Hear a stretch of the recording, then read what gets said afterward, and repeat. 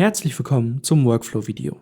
In diesem Video arbeiten wir den Workflow der Objektfotografie gemeinsam durch und lernen, wie die Kamera ausgerichtet und fokussiert wird, wie die Helligkeit und der Weißabgleich überprüft werden, welche Ansichten fotografiert werden, wie die Benennung funktioniert und vereinfacht wird, wie die Metadaten hinzugefügt werden und zum Schluss den finalen Export der Dateien. Sucht euch nun ein Testobjekt aus. Das Objekt wird in die Mitte des Tisches gestellt, entweder in der Frontalansicht oder um 45 Grad zur Kamera gedreht. Die Blitzköpfe, also die Mitte der Softboxen, sollten mit einer Neigung von etwa 15 Grad und einem Winkel von etwa 45 Grad von vorne auf das Objekt zeigen. Das Einstelllicht der Blitze sollte angeschaltet sein. Wenn nicht, auf den Drehregler klicken. Ausrichtung. Um den richtigen Bildausschnitt zu finden, müssen wir die Kamera und das Stativ einstellen. Damit wir sehen, ob das Motiv komplett abgebildet wird, nutzen wir den Kamerabildschirm oder die Live-View von Capture One. Am PC ist es das Videokamerasymbol neben dem Auslösebutton. Es öffnet sich ein neues Fenster mit verschiedenen Einstellmöglichkeiten. Wir aktivieren das Raster und bestimmen die Rastergröße.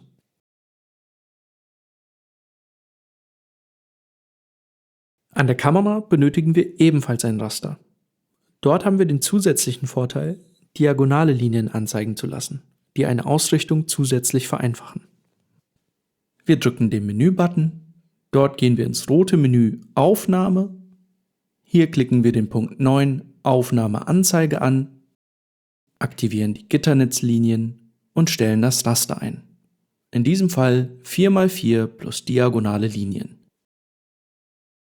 Jetzt werden die Linien live angezeigt. Als nächstes müssen wir die Neigung der Kamera auf etwa 15 Grad einstellen. Der genaue Winkel ist auch vom Objekt abhängig.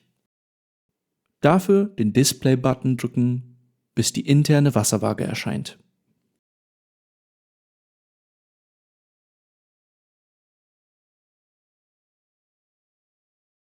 Dann die Kamera am Griff festhalten und am Stativ das Rädchen auf der linken Seite lockern, damit sich das Kugelgelenk bewegen kann.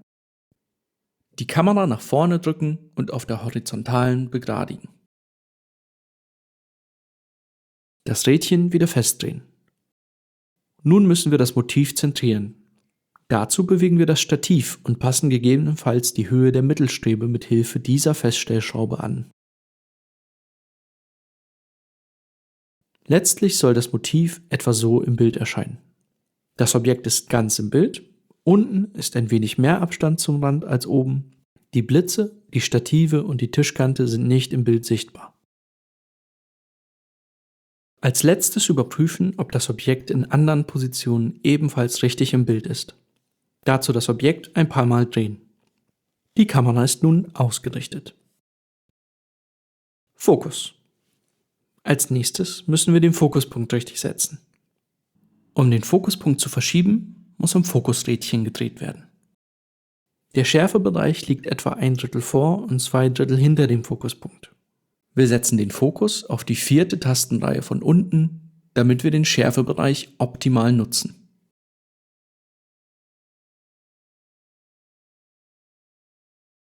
Je nachdem, wie viel Tiefenschärfe das Objekt benötigt, stellen wir die Blende zwischen f8 und f16 ein. Da die Schreibmaschine ein recht tiefes Objekt ist, müssen wir erst den idealen Blendenwert finden. Dazu starten wir mit einer Blende von f8 und drücken auf den Auslöser. Das machen wir bei jeder Blendenstufe bis f16 und vergleichen dann die Fotos. Wir achten dabei auf die Tiefenschärfe und auf die allgemeine Schärfe. Bei f8 ist die allgemeine Schärfe sehr hoch. Doch die hinteren Teile des Objekts sind nicht mehr im Fokus. Bei f16 ist es andersherum. Die hinteren Teile des Objekts sind nun im Fokus, aber die allgemeine Schärfe nimmt ab. Wir entscheiden uns für den Mittelweg und wählen die Blende 11. Nachdem wir die geeignete Blendeneinstellung gefunden haben, überprüfen wir die Helligkeit und den Weißabgleich. Dazu lehnen wir die Farbkarte an das Objekt an und lösen erneut aus. Helligkeit. Die erste Frage, die wir uns stellen, ist, ob das Foto zu hell oder zu dunkel ist. In Extremfällen können wir das sehr einfach einschätzen. Dieses Foto zum Beispiel ist zu dunkel, während dieses Foto viel zu hell ist. In beiden Fällen verlieren wir Daten, denn was zu dunkel oder zu hell aufgenommen worden ist, kann nicht mehr rekonstruiert werden. Wenn wir die Extremfälle verlassen, wird es jedoch schwieriger, ohne Hilfsmittel die Belichtung der Fotos objektiv zu bewerten. Zum Beispiel kann die Helligkeit oder Färbung des Computerbildschirms unsere Wahrnehmung beeinflussen. Ein Hilfsmittel ist das Histogramm bei Capture One. Das finden wir hier. Die X-Achse umspannt die Helligkeitsstufen von ganz schwarz bis ganz weiß oder von 0 bis 255. Die Y-Achse beschreibt das Vorkommen von Pixeln in diesen Helligkeitsstufen. Wenn ein Bild unterbelichtet ist, wird die Verteilung links bei 0 abgeschnitten. Wenn es überbelichtet ist, wird sie rechts bei 255 abgeschnitten. Wir wollen möglichst keine Pixel mit den Werten 0 oder 255 aufnehmen. Ein weiteres Tool, das uns hilft, ist die Belichtungswarnung. Das ist dieser Button hier. Überbelichtete und unterbelichtete Stellen des Bildes werden rot hervorgehoben. Wenn Teile des Hintergrunds rot erscheinen, ist das nicht allzu schlimm. Aber sobald im Objekt rote Markierungen erscheinen, sollte die Belichtung angepasst werden. Jetzt können wir erkennen, ob potenziell Daten verloren gehen können. Allerdings müssen wir noch die Idealbelichtung finden. Dazu nutzen wir die Farbkarte. Wenn wir den Mauszeiger beim geschossenen Bild über dem weißen Quadrat der Farbkarte platzieren, sehen wir oben im Hauptfenster von Capture One 3 bunte Zahlen. Die RGB-Kanäle. Sie sollten jeweils über 245 liegen, aber nicht 255 betragen. Damit wäre das Foto im Idealbereich der Helligkeit. Wenn die Zahlen nicht im Idealbereich sind, verändern wir zunächst die Leuchtstärke der Blitze. Beide müssen immer den gleichen Wert haben. Sollte das nicht ausreichen, muss die Blende verstellt werden. ISO sollte bei 100 bleiben, die Verschlusszeit bleibt bei einer 125. Sekunde, da sie sich aufgrund der Blitze nicht auf die Helligkeit der Fotos auswirkt. Wir probieren das jetzt so lange, bis die RGB-Zahlen den gewünschten Wert haben. Weißabgleich. Um den Weißabgleich zu überprüfen, nutzen wir ebenfalls die Farbkarte. Wenn die Belichtung richtig eingestellt ist, kontrollieren wir, ob die einzelnen RGB-Kanäle jeweils den gleichen Wert haben. Wenn eine Zahl heraussticht, ist das Bild verfärbt. Ein paar Beispiele. Dieses Foto hat einen zu hohen Blauanteil. Hier sieht man einen zu hohen Rotanteil. Und dieses Foto ist zu grünlich. Um entgegenzuwirken, könnte man den Weißabgleich in der Bildbearbeitungssoftware verändern.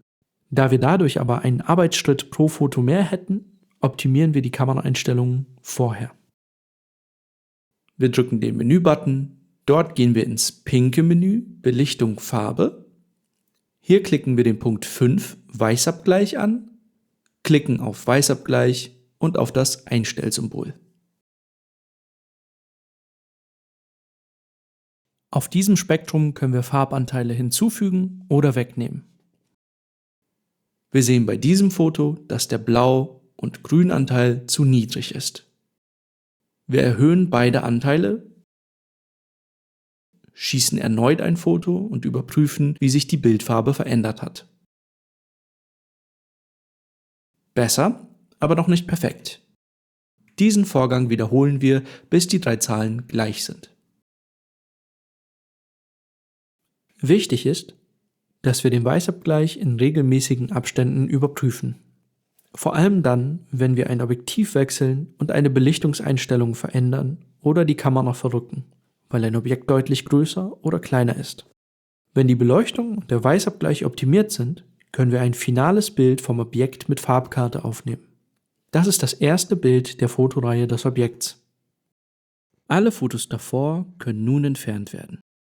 Dazu markieren wir die Fotos rechts in der Leiste per Mehrfachauswahl. Wir klicken das erste Foto an, das entfernt werden soll, halten Shift und klicken dann das letzte Foto an, das entfernt werden soll. Dann drücken wir die Rücktaste. Die entfernten Fotos werden dadurch nicht gelöscht, sondern in den Papierkorb von Capture One geschoben können gegebenenfalls wiederhergestellt werden. Die Farbkarte kann weggelegt werden. Metadaten. Jetzt die Metadaten hinzufügen. Am Computer links in der Leiste Metadaten anklicken, herunterscrollen bis zum Punkt IPTC Kontakt, dort bei Ersteller den Namen desjenigen eintragen, der das Foto geschossen hat. Die Metadaten werden aus diesem fertigen Foto in das nächste kopiert. Tipp: Wechselt innerhalb des Teams nur selten den Aufgabenbereich, damit die Metadaten nicht zu häufig angepasst werden müssen. Denn die Urheberin ist die Person, die den Auslöser drückt. Dateinamen. Wir benennen die Fotos nach der eindeutigen ID bei Digicult Web plus laufende Nummer. Der genaue Benennungsschlüssel wird von der Sammlung vorgegeben. Wir nennen die Fotos in diesem Beispiel DK386-01, DK386-02 und so weiter. Damit wir nicht jedes Foto einzeln benennen müssen, können wir bei Tether den Tab Benennung für die nächste Aufnahme ausklappen, die ID dieses Objekts unter Name eingeben und dort das Format vorgeben. Dazu auf die 3 Punkte hinter Format klicken und aus der Liste Name und zweistelliger Zähler oben hineinziehen.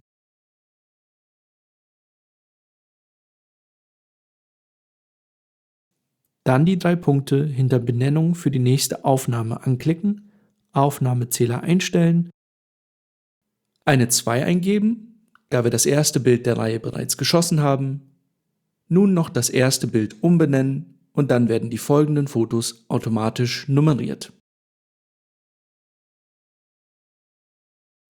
Sollte ein Foto gelöscht werden, muss der Aufnahmezähler wieder angepasst werden, sonst kann es zu Fehlern in der Nummerierung kommen.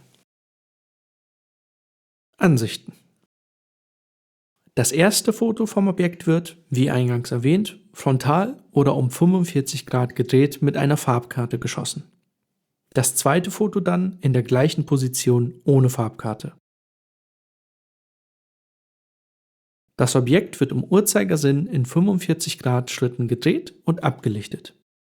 Das Objekt muss optisch in der Bildmitte bleiben, damit es sich auch später am Bildschirm um seine eigene Achse dreht und nicht optisch springt. Dabei helfen uns einerseits die vorher eingestellten Gitternetzansichten, andererseits auch eine Überlagerungsansicht von Capture One. Um sie zu aktivieren, müssen wir bei der Live View den Reiter Überlagerung ausklappen und können dort das letzte Foto hineinziehen oder aus den Dateien öffnen. Dafür ziehen wir das erste Foto ohne Farbkarte in das Overlay. Die Transparenz kann nach eigenen Vorlieben eingestellt werden.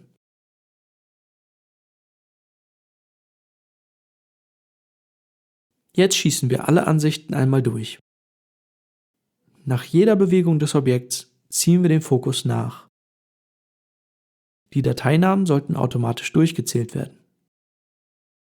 Zwischendurch überprüfen wir immer mal wieder den Weißabgleich und die Helligkeit. Gegebenenfalls brauchen wir von dem Objekt noch Detailaufnahmen oder Ansichten von unten oder von oben. Das muss im Einzelfall entschieden werden. Sobald alle Ansichten fertig sind und alles stimmt, können die Fotos exportiert werden. Export. Wir öffnen bei Capture One die Registerkarte Exportieren. Sollte sie nicht angezeigt werden, hier auf die 3 Punkte klicken und die Registerkarte hinzufügen. Oben links erscheint eine Leiste an Exportoptionen. Wir wählen TIFF Adobe RGB 8-Bit als Grundlage aus. Im Reiter Export, Format und Größe 16-Bit auswählen. Bei der Auflösung 600 Pixel pro Zoll. ECC-Profil Adobe RGB. Als Exportspeicherort sollte die externe SSD ausgewählt werden. Dort einen neuen Ordner mit dem Namen Exporte erstellen.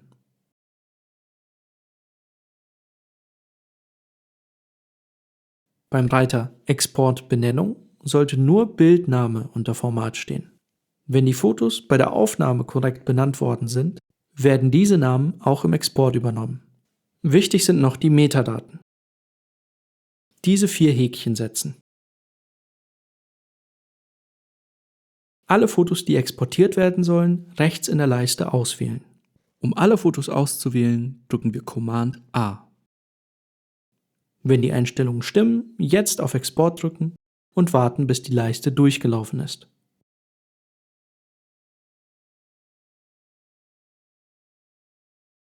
Nach dem Export einen kurzen Blick in die Dateien werfen, ob alles korrekt exportiert worden ist. Die Metadaten überprüfen mit Rechtsklick Informationen.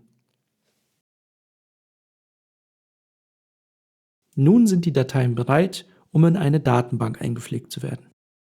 Um Capture One für das nächste Objekt vorzubereiten, nach dem Export noch die Bilder rechts in der Leiste markieren und mit der Rücktaste entfernen. Fertig! Viel Erfolg bei der Digitalisierung!